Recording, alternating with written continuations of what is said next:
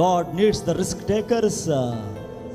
సాహసం చేసేవాళ్ళు దేవుడు కావాలి, తెగించేవాళ్ళు దేవుడు కావాలి. అన్నీ బాగున్నప్పుడు ఎవరైనా ఏదైనా ఎన్నైనా చేయగలరు, కానీ చేసే పరిస్థితి లేనప్పుడు, వెళ్ళే పరిస్థితి లేనప్పుడు, ఇచ్చే పరిస్థితి లేనప్పుడు అప్పుడు కూడా చేయగలగాలి.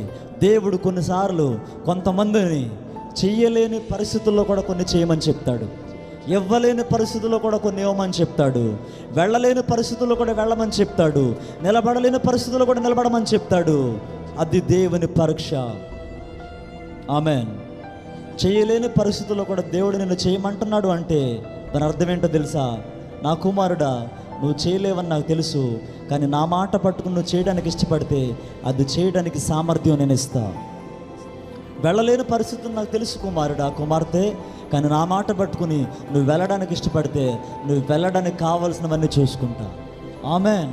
నిలబడ్డానికి కూడా అవకాశం, ఆస్కారం లేని పరిస్థితుల్లో కూడా నిన్ను దేవుడు నిలబడమంటున్నాడు అంటే నిన్ను నిలబెట్టే ప్రణాళిక ఏదో ఉంది. వెళ్ళలేని పరిస్థితుల్లో కూడా వెళ్ళమంటున్నాడంటే నిన్ను పంపే ప్రణాళిక దేవునికి ఉంది. ఆమేన్ చెప్పండి.